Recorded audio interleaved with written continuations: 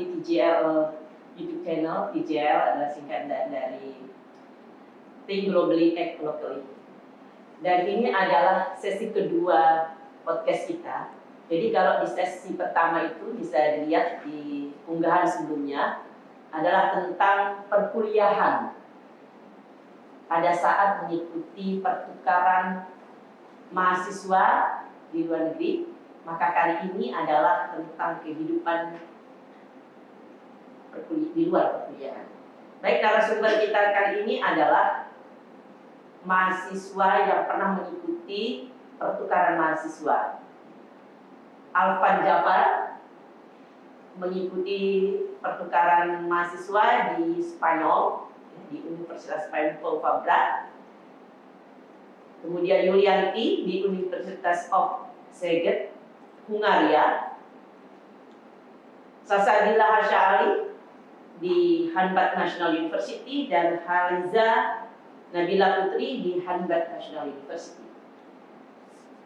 Alvan, Salsabila dan Haliza adalah mahasiswa pada waktu itu ya, adalah mahasiswa kelas internasional di prodi manajemen.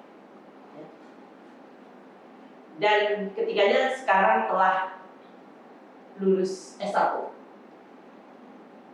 Yulianti adalah pada waktu mengikuti program tersebut, prodinya adalah dari kelas reguler ya, bukan dari kelas internasional.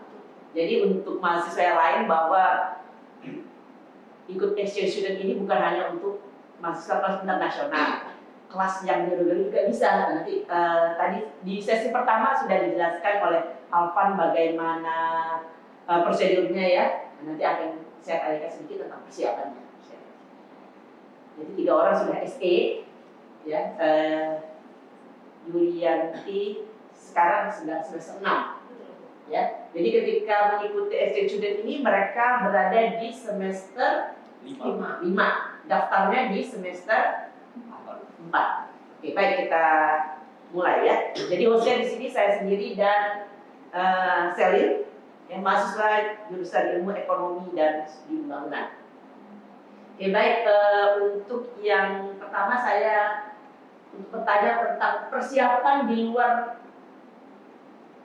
perkuliahan. Jadi sebelum berangkat, terutama untuk Alvan ya, program apa?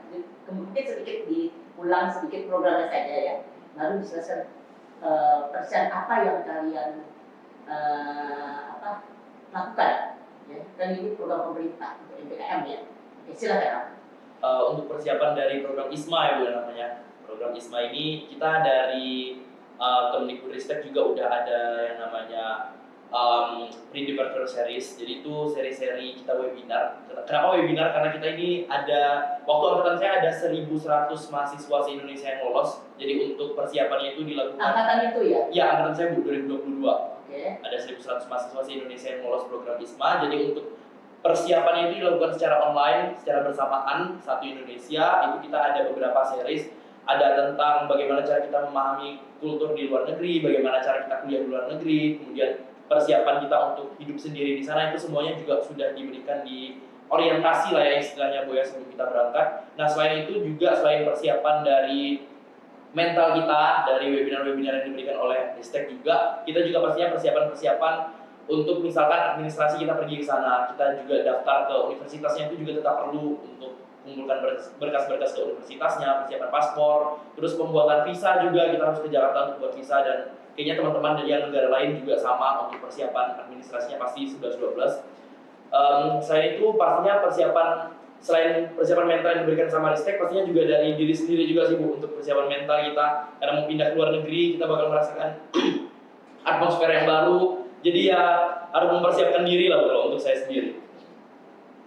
Kalau saya karena masih di program yang sama, jadi ada pre-departure series juga. Cuman kalau misalkan masih online dan ada pengembangan dan pertumbuhan jumlah awardee. Kalau misalkan di tahun saya, di tahun lalu kan mungkin 1.100, di tahun saya itu ada 1.200, jadi nambah 100 orang. Jadi semuanya memang dilakukan secara online, dan kalau dari Kemendikbudristek itu memang memberikannya secara komprehensif dan menyeluruh sih Bu. Jadi bukan cuma tentang persiapan mental dan bagaimana kita kuliah di luar negeri, tapi juga ada salah satu sesi itu mendatangkan kedutaan besar luar negeri di Indonesia di luar negeri gitu. Jadi yang diberikan adalah kalau misalkan menemui bahaya atau enggak, kalau misalkan ada tindak kriminal di luar negeri itu nanti menghubunginya ke siapa, kemudian persiapan lapor diri ketika nanti sudah sampai di luar negeri itu bagaimana, termasuk juga sebelumnya mungkin bisa kita juga diberikan pembekalan dokumen apa saja yang harus dikeluarkan atau dipersiapkan, kemudian bagaimana nanti saat di Jakarta masuk ke dalam kedutaan besar negara masing-masing seperti itu. Jadi Yulianti ini adalah tadi bukan di prodi kelas internasional ya, jadi bisa ikut program ini. Berarti kan memang terbuka program ini untuk seluruh mahasiswa siapapun yang memenuhi syaratnya. Baik, sekarang saya mau tanya tentang kota di mana kalian tinggal. Kota. Kalau Yulianti di jelaskan apakah di ibu kota, apa kotanya level kecamatan atau bagaimana, coba mulai dari Yulianti. Oke, kalau saya itu kan di Hungaria Bu ya. Hungaria itu ibu kotanya adalah Budapest. Jadi yang terkenal itu memang Budapest, tapi di Hungaria itu sendiri ada banyak provinsi, jadi kayak distrik gitu. Nah, Szeged itu salah satu kota kecilnya di Hungaria gitu. Tapi dia yang terbesar ketiga sih sebenarnya, jadi masih banyak lagi kota kecil. Dan kota Szeged itu memang dikenal sebagai kota yang pelajar gitu. Jadi memang ada University of Szeged, yang universitas nomor 1 di Hungaria itu justru ada di Szegednya gitu. Meskipun di Budapest juga ada universitas sendiri gitu, kayak gitu kan. Mungkin untuk di Szeged itu karena dia adalah kota kecil, memang dia populasinya itu lebih banyak orang-orang yang menua. Jadi kalau misalkan kita ke pasar tradisional, kita ke gereja atau enggak ke pusat perbelanjaan, itu memang lebih banyak kakek-kakek, nenek-nenek gitu di jalan. Yang dimana mereka juga sebenarnya kalau dilihat-lihat di kehidupan sehari-hari mereka itu sebenarnya pensiunan, tapi mereka masih tetap kerja. Entah itu mereka jualan buah di pasar atau enggak mereka kayak ada bantu di panti sosial dan sebagainya kayak gitu. Tapi meskipun juga dia kota kecil dan juga banyak masyarakat yang menua, itu tetap dipenuhi juga sama masyarakat ataupun kayak anak-anak internasional, karena memang pengaruh di kota kecil itu ada satu universitas yang memang ada anak dari semua negara gitu. Jadi anak-anak dari negara Prancis, mungkin juga ada Nigeria, dari Asia, itu semuanya datang. Dan kalau misalkan karena kota kecil, meskipun kota kecil Szeged itu juga sangat lengkap Bu. Jadi ada mall juga, ada bioskop, terus juga ada kayak pusat-pusat perbelanjaan yang lain yang dimana kita bisa dengan mudah lah untuk kalau misalnya ngomongin aksesibilitas ke perbelanjaan dan sebagainya. Terus mungkin yang kedua juga masyarakatnya itu sangat-sangat open minded ya. Jadi kayak mereka meskipun masyarakat benua, kadang mereka itu sering nanyain ke kita kayak dari mana. Kemudian kalau misalkan kita bilang dari Indonesia, mereka juga enggak yang ragu buat nanyain, oh Indonesia itu di Asia bagian mana dan sebagainya. Kayak gitu Bu untuk di Szeged. Ada berapa universitas di kota ini? Kalau di Szeged itu ada universitas itu 2 kalau nggak salah. Jadi yang lain itu bukan universitas tapi institut. Nah, jadi kalau untuk universitas itu memang University of Szeged aja. Jadi ketika orang-orang memang mau ke Szeged itu biasanya banyaknya ya anak-anak yang memang pengen kuliah di universitas. Jadi saya lihat mirip-mirip di Australia, kota-kota kecil itu mahasiswanya tuh kecuali S1 ya, tapi banyaknya tuh yang lain tuh S1-nya juga banyak mahasiswa dari asing gitu. Ya, jadi kota-kota kecil bukan berarti mereka itu lokal gitu, tapi udah bernuansa global gitu. Nah, bagaimana Alfa? Gimana? Ya. Kalau saya kan tinggalnya di Barcelona, Bu. Barcelona kan termasuk kota yang terkenal lah ya, karena kota turis juga, dan juga selain terkenal dengan destinasi wisatanya juga terkenal dengan klub bolanya. Nah, jadi di sana orang-orang sangat bangga dengan klub bola yang mereka punya karena juga ada stadion di sana, Stadion Camp Nou. Jadi kalau untuk sehari-hari Barcelona termasuk kota yang ramai, hidup pikuknya terasa sekali ketika saya tinggal di sana. Benar-benar mobilitas orang itu penuh sekali setiap saat, bahkan pada saat udah malam pun di public transport itu tetap ramai karena orang-orang memang bepergian. Mungkin ada juga budaya malam di sana, makanya orang-orang masih ramai pada saat waktu malam di sana. Dan juga memang karena kota turis, jadi kalau kemana-mana tuh pasti selalu ketemu turis di sisi manapun di kota Barcelona. Bahkan juga beberapa kali ketemu orang Indonesia dalam grup trip mereka, dari jauh dengar ada suara orang Indonesia ngomong gitu, ada bahasa-bahasa Indonesia kedengaran. Jadi emang banyak imigran juga di Barcelona ya Bu ya, karena kota turis, jadi banyak orang-orang kayak dari Turki atau dari India, dari Pakistan yang buka toko, buka restoran juga. Jadi emang untuk kehidupan di sana mungkin agak lebih berat dalam hal keuangannya, karena memang karena kota turis jadi lebih mahal, untuk apapun jadi lebih mahal. Ya, kalau dikurangi rupiah ya mahal. Enggak. Tapi kalau misalnya dibandingkan dengan kota Eropa lainnya juga, menurut saya Barcelona termasuk lebih mahal dibanding kota-kota Eropa lainnya karena termasuk kota turis. Ya. Tapi kalau Eropa sebenarnya bukan ibu kota Spanyol, ibu kotanya di Madrid. Nah, tapi walaupun bukan ibu kota Spanyol, tapi karena ya memang Barcelona terkenal dengan klub bolanya dan juga destinasi-destinasi wisatanya, jadi termasuk terkenal lah. Terus juga di Barcelona itu kan kotanya itu ada di pesisir negara Spanyol. Itu juga jadi satu di antara alasan saya pilih kuliah untuk di Barcelona, karena saya pribadi saya suka pantai. Jadi ketika saya tinggal di Barcelona biasanya dengan teman-teman pulang kampus masih sore, sunsetan di pantai. Walaupun dingin juga, itu saya pernah waktu itu bulan Oktober, cuacanya udah dingin tapi saya dengan teman-teman nekat nyebur ke pantai juga sambil kedinginan karena emang asik sih, karena saya emang pribadi suka pantai. Jadi orang-orang di sana juga emang suka ke pantai juga, suka nongkrong-nongkrong di pantai. Orang-orang di sana kayak gelar tikar di pantai, ngumpul sama teman-temannya, ngobrol. Emang budaya di sana juga sih, Bu. Jadi itu sih yang saya suka dari tinggal di Barcelona dulu. Jadi kita bisa mengetahui ya bahwa kota itu untuk maju itu tidak perlu harus menjadi ibu kota kan? Benar. Ya. Ada kota bisnis, ada kota pariwisata atau kota tadi misalnya kota sepak bolanya gitu kan? Jadi maju dengan keunikannya masing-masing. Nah sekarang yang di Korea ya gimana ceritanya? Jadi kan kami itu kuliahnya di Hanba National University, itu kan posisinya ada di kota Daejeon. Jadi walaupun Daejeon itu dibilangnya kota pelajar, tapi sebenarnya Daejeon itu termasuk 5 kota besar yang ada di Korea Selatan lah. Tapi emang posisi universitas kami itu yang letaknya itu agak di pedalaman Daejeon. Jadi sekelilingan universitas kami itu pegunungan, bahkan orang Korea itu nyebut Hanba itu universitas pegunungan karena emang di depan gunung, samping gunung, lalu juga jalanannya menanjak. Terus juga iya, walaupun tapi jalan buat kuliah tuh agak capek. Oh, jalan kaki ya? Iya, jalan kaki. Jalan kaki. Karena jalannya nanjak kan. Oke. Walaupun jadi kalau misalkan kami mau ke Daejeon kotanya itu lumayan agak jauh karena posisi Daejeon itu posisi Hanban itu agak belakang tepian gitu. Di pinggiran kota. Ya. Nah terus juga yang menarik karena kami kota pelajar gitu Bu, jadi kotanya tuh terkesan serius, bukan yang seperti Seoul yang kayak selalu ramai kalau malam. Nah kalau Daejeon itu cenderung kalau malam tuh udah sepi, walaupun dia safety banget. Kami kalau misalnya jalan tengah malam itu tuh tetap aman. Terus sama kayak Irianti tadi, banyak nenek-nenek, banyak kakek-kakek. Jadi tuh biasanya mereka tuh penasaran gitu, kayak karena kan Salma Putri pakai kerudung, jadi tuh biasanya disamperin, ditanya dari mana. Biasanya fun fact, orang Korea tuh jarang yang tahu Indonesia, mereka taunya tuh Bali. Kalau misalnya kita bilang Indo, mereka tuh taunya India. Jadi harus jauh bener ya. Bahasa Koreanya India tuh Indo.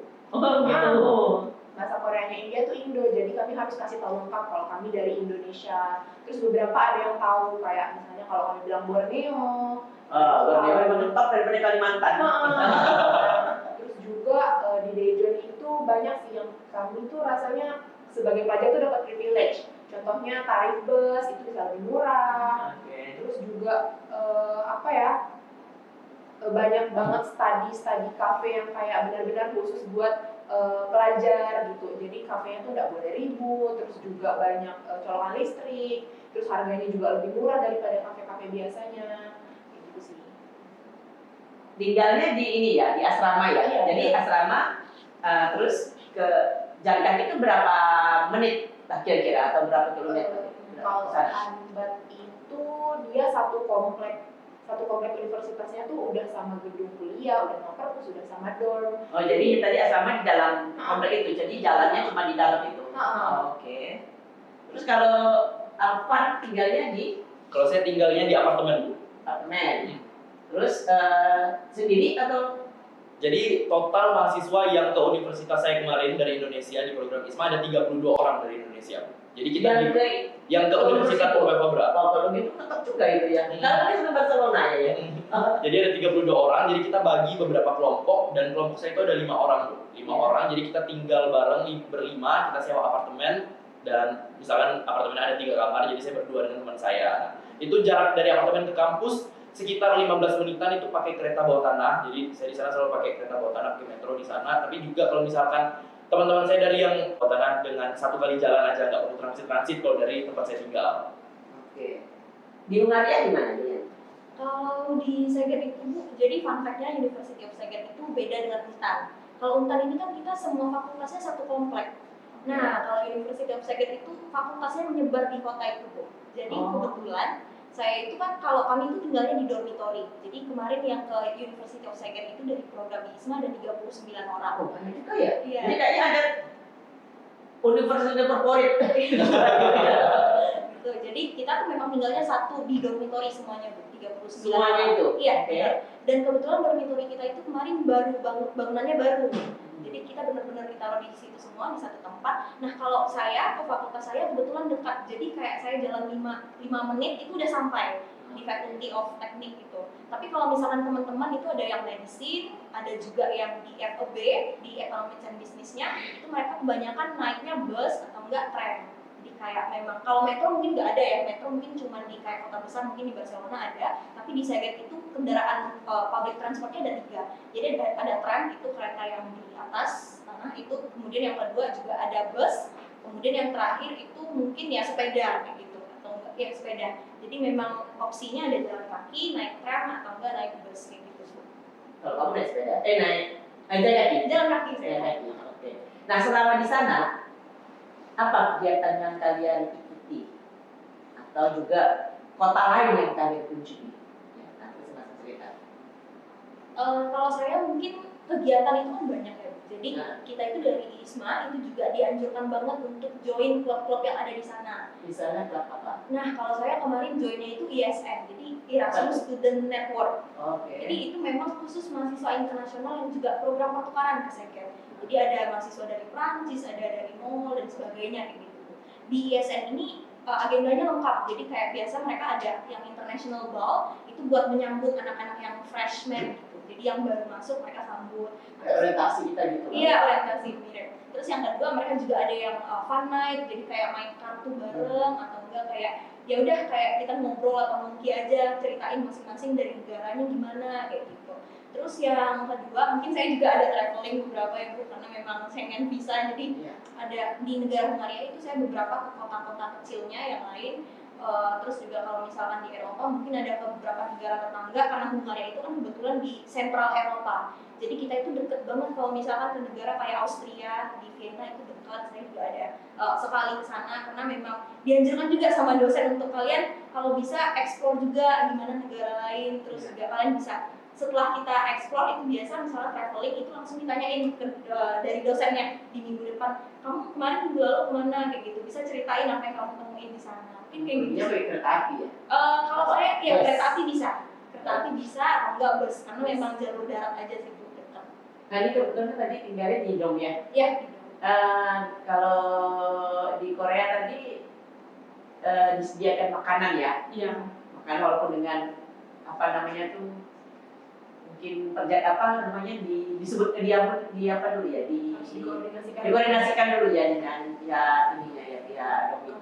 Kalau di sana Kalau kita enggak, jadi hanya tempat iya hanya tempat tinggal dan ya listrik dan sebagainya Iya. mungkin dari di pihak. luar makan. Jadi makannya di luar. Makannya kita beli makanan, kita masak sendiri gitu. Oh, masak sendiri. Oke. Umumnya di Dong itu ada mahasiswa di luar.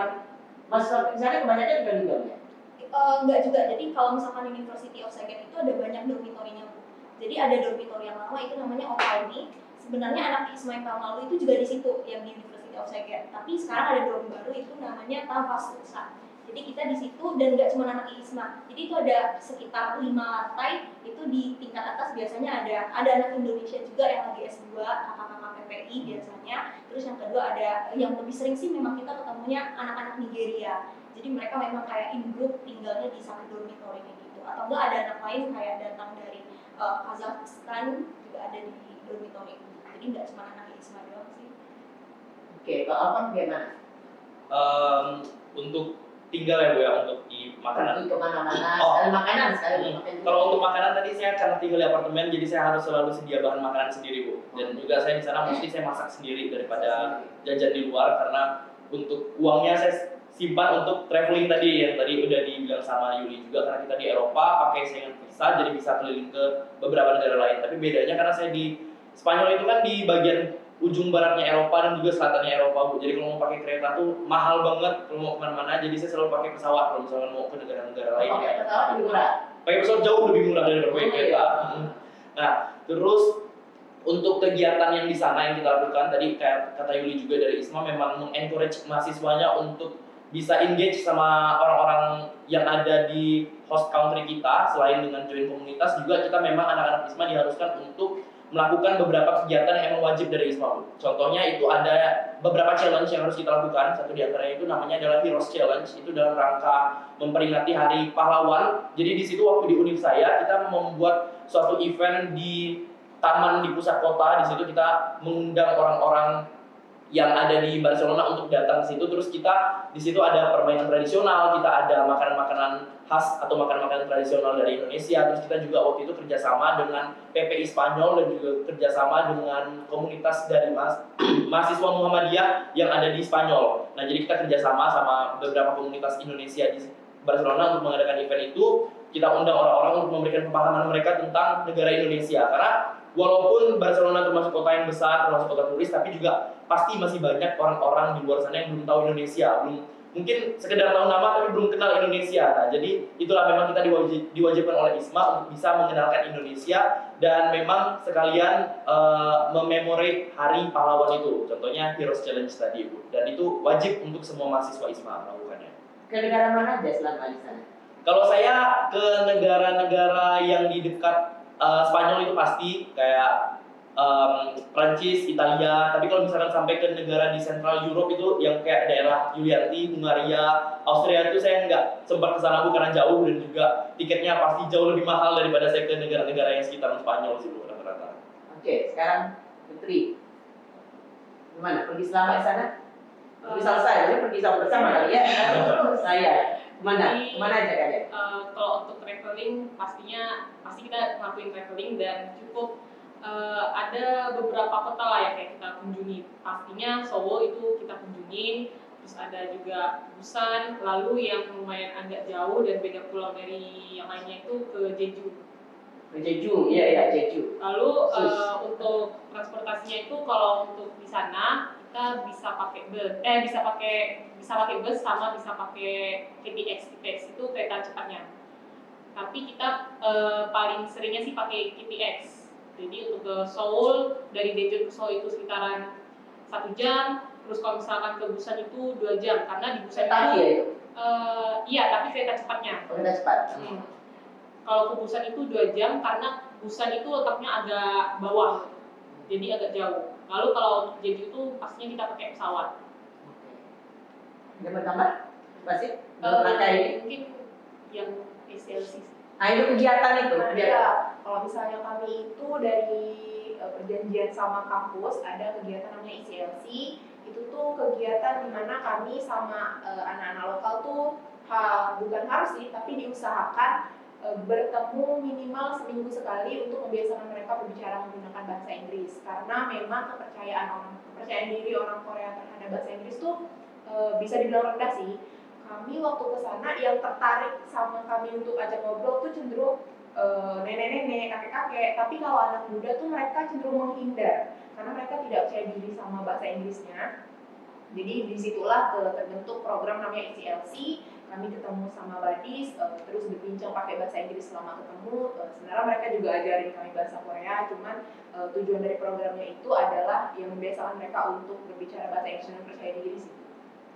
Ada nggak program ini ya? Biasa dulu saya di Australia tuh ada international student tuh organisasinya, membuat suatu organisasi misalnya seperti mengikuti kegiatan homestay di daerah Samut lah, supaya menyatu dengan kehidupan masyarakat. Bisa ada nggak seperti itu program ditawarkan?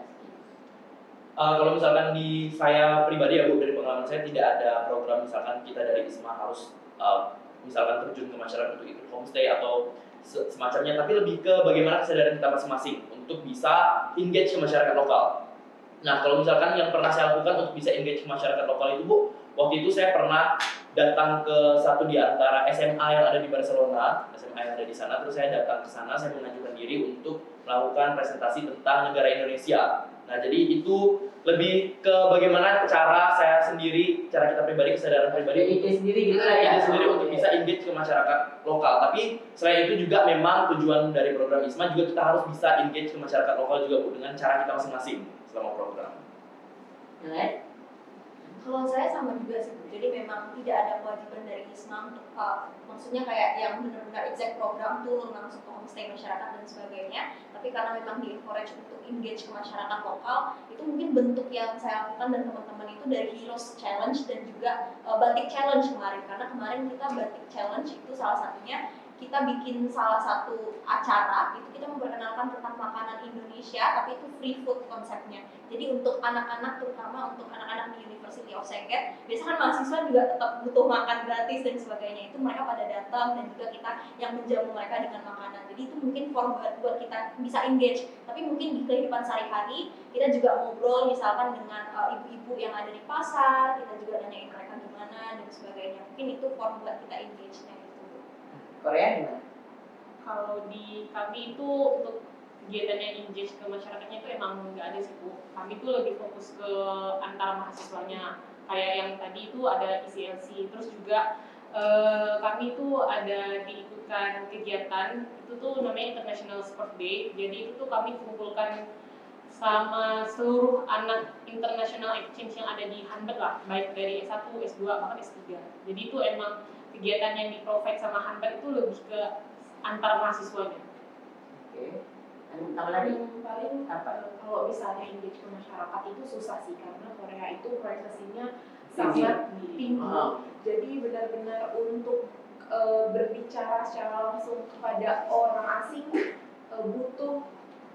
butuh apa ya, kayak semacam kita tidak boleh senyum ke sembarang orang. Jadi memang agak sulit untuk engage ke masyarakat secara langsung. Makanya disitulah kami lebih ke antar mahasiswa aja. Selain tanya. Tentang budaya tadi ya, kalau kita di sana tuh culture shock atau perbedaan dari budaya di sana sama di Indonesia itu yang paling menonjol tuh apa? Kalau yang perbedaan Korea sama Indonesia tuh ada namanya pali-pali culture. Jadi pali-pali culture. Palu-palu. Jadi orang Korea tuh lakukan semuanya serba cepat, sedikit kayak ngantri pali itu artinya cepat. Cepat ya. Itu namanya pali-pali culture. Itu yang paling beda sama orang Indonesia yang cenderung santai. Terus juga orang Korea itu cenderung serius. Mereka kalau misalnya mereka sangat menghormati ruang individu satu sama lain. Kalau misalnya di Indonesia kan, misalnya kita papasan sama orang biasanya kayak gitu kan. Nah kalau di sana itu nggak sopan banget. Jadi cara yang untuk menjadi sopan adalah yang menghormati ruang individu masing-masing. Jadi itu kayak Beda. misal berpapasan gitu ya. Ya, biasanya mereka nunduk terus sih, Nunduk. pakai topi. Kalau di Eropa? Kalau misalnya saya mungkin dari Sagetnya ya Bu, yang pertama bikin saya culture shock banget itu pas datang, pas kami mau nyari makanan itu sekitaran jam 8 malam itu toko udah pada tutup. Jadi itu benar-benar sepi banget dan nggak ada satupun supermarket, minimarket yang buka. Dan mereka itu sangat tepat waktu, jadi mereka tutup jam 8 malam, mereka bukanya besok pasti jam 7 pagi itu udah buka. Jadi work-life balance-nya itu memang lebih kerasa. Mereka kerjanya lebih slow dan nggak lebih, kalau di kita kan kota mungkin orang-orang sampai tengah malam masih buka gitu ya toko, dan di sana agak udah tutup gitu. Terus mungkin yang kedua kalau ngomongin orang Hungaria, itu yang terkenalnya kan adalah komunitas paprika. Jadi cabai asal Hungaria. Tapi yang jadi culture shock juga adalah level ketahanan pedas mereka itu tuh sangat-sangat rendah. Jadi kayak kalau misalkan kita beli makanan itu sup pedas katanya, tapi pas dirasa aduh ini nggak pedas banget kalau di lidah orang Indonesia gitu. Jadi satu tadi dari sisi yang work life balance-nya beda, terus yang kedua memang dari sisi makanan itu beda banget dengan lidah orang Asia kayak kita. Oke, baiklah, kita rasanya cukup ya. Ini sudah saatnya kita tutup. Terima kasih banyak telah menjadi narasumber di YouTube channel ini. Mudah-mudahan memberikan inspirasi kepada mahasiswa yang lain ya. Jadi baik mahasiswa yang kelas internasional maupun yang bukan kelas internasional, yang reguler, untuk mahasiswa di Untan Universitas Tanjung Pura ini, mudah-mudahan apa yang dilakukan oleh senior kalian ini bisa menginspirasi dan kalian juga ikut berpartisipasi dalam program ini. Terima kasih, sampai bertemu di lain kali.